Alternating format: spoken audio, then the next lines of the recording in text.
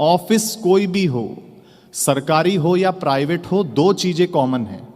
मैं केवल पहली बोलूंगा, दूसरी नहीं बोलूंगा।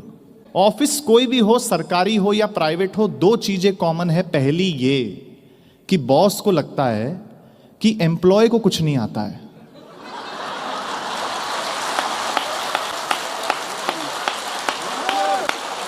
हाँ? प्रेम तो मीरा ने किया था श्री कृष्ण से, जिसने प्रेम के लिए राजमहल ठुकरा दिया था। लेकिन आज की कुछ लड़कियां हैं जो राजमहल के लिए अपने प्रेम को ठुकरा देती हैं। बोले पंडित जी ने सिखा दिया है मुझे कि मंदिर के पीछे घर में 15 लठ गिन के रख लो। तो एक दिन से गिनना शुरू करो। एक तो कोई आए, दो तो बोले आज दूज है, तीसरे दिन कोई आए तो आज तीज है। तो दीपक भाई ने सारा मामला रट लिया। गांव का एक आदमी आया, बोले दीपक भाई आज कौन सी तिथि है? तो दीपक भाई रोज लठ गिनते, तो कमरे के अंदर गए, गिन के आए 1 2 3 4 5। बोले आज भैया पंचमी है। तो वो समझ गया यार पंडित तो बड़ा होशियार है। अगले दिन पट्टा फिर आ गया, तो दीपक जी फिर अंदर गए, बोले 1 2 3 4 5 6, बोले आज छठवीं है। तो वो समझ गया कि यार ये तो होशियार। एक गांव का आदमी देख रहा था मामला। दीपक जी कहीं घूमने गए, पीछे कमरे में घुसा और सारे लठ गड्ढमड्ढ कर दिए। और जैसे ही दीपक जी आए तो खड़ा हो गया, बोले दीपक जी आज कौन सी तिथि हो गई? तो दीपक जी उठे, अंदर कमरे में गए तो देखा लठ गड्ढमड्ढ। लौट के आए, बोले लल्ला आज तो घपड़ चौथ हो गई है। शादी क्या है मालूम है आपको? शादी सिर्फ एक्सपेक्टेशन का खेल है सारा। लड़का चाहता है कि उसकी होने वाली वाइफ मिस यूनिवर्स की तरह दिखे और कांताबाई की तरह काम करे, जबकि लड़की चाहती है कि उसके होने वाला पति अंबानी की तरह कमाए और गूंगे की तरह चुप रहे। एक रिसर्च कहती है कि लड़के बहुत भोले होते हैं, लड़कियां बिल्कुल नहीं होती हैं। हाँ, एग्जाम्पल के साथ बताता हूं। आपने कभी नहीं सुना होगा कि किसी लड़के ने लड़की को ब्लॉक किया।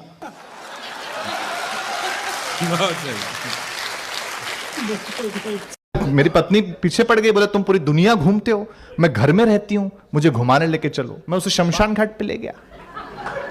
वो बोली कैसी जगह ले आए हो? मैंने कहा रे पगली, लोग मरते हैं आने के लिए।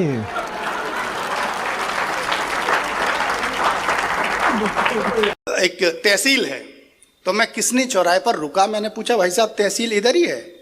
तो एक आदमी खड़ा था, बोले और का? मैं आगे निकला तो 3 4 दुकानें छोड़ने के बाद एक सड़क थी। मैंने वहां पूछा, मैंने कहा भैया जो तहसील है इधर ही है? बोले और का? तो मुझे लगा मैं आगे पहुंचा तो एक और सड़क थी। मैंने वहां एक सज्जन से पूछा, मैंने कहा ये जो तहसील है इधर ही है? तो बोले या श्योर। मैं चक्कर में पड़ गया। मैंने कहा लेकिन भाई साहब एक बात बताओ, अभी जो आपसे पहले 2 मिले थे वो और का बोल रहे थे जब मैंने पूछा? तो बोले अरे वो भाई साहब वो बिना पढ़े लिखे कुबड्डे टाइप के लोग होंगे। तो मैंने कहा आप पढ़े लिखे हैं? बोले और का?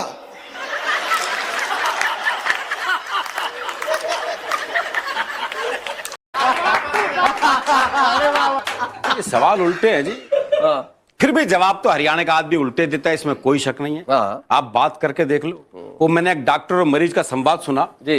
3 दिन पहले दवाई लिखवा के ले गया था, तो उसने पूछा भाई अब तबीयत कैसी है? बोले जी पहले से भी खराब है। बोले दवाई ले ली थी? बोले हाँ जी केमिस्ट की दुकान से ले ली थी। बोले भाई तो समझा नहीं, दवाई खाली थी? बोले नहीं जी वो तो भरी हुई थी। अरे भाई समझा नहीं, दवाई पीली थी? बोले नहीं जी वो तो लाल थी। अरे यार तू समझ नहीं रहा, दवाई को पी लिया था? बोले नहीं पी लिया तो मुझे था।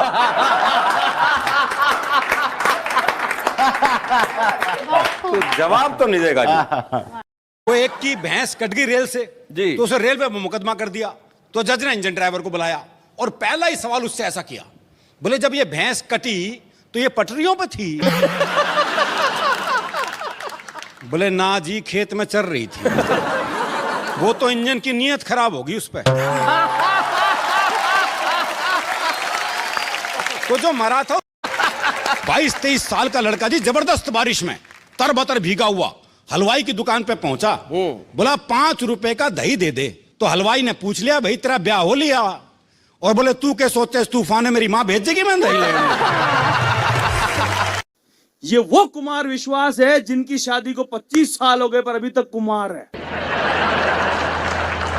हाँ, बताया जाता है कि जब शादी के लिए लड़की देखने गए तो इनको देखते ही लड़की की मां बेहोश हो गई। पानी के छींटे वीटे दिए, होश में आई, आते ही बोली यही लड़का 20 साल पहले मुझे भी देखने आया था।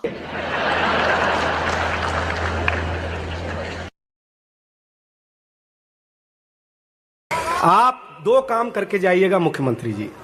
हमारी बीवी बोल रही थी सही हम तुमको मुख्यमंत्री लोग सुनते हैं, तुमको घर में बच्चा नहीं सुनता है, बीवी नहीं सुनती है, मां नहीं सुनती है, मुख्यमंत्री कैसे सुन लेंगे?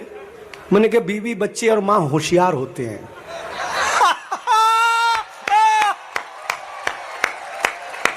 बहुत अच्छे, वाह दिनेश वाह। हाँ, देखिए सर, मेरा चेहरा अरविंद केजरीवाल से मिलता जुलता है, मैंने आपको बताया था, लेकिन एक अंतर मेरे अरविंद केजरीवाल में है ब्रिजमोहन भैया। वो अंतर ये है कि अरविंद केजरीवाल घर के बाहर झाड़ू लगाते हैं और ब्रिजमोहन भैया आपकी ताली बता रही कि घर में आपकी भी हालत ठीक नहीं है।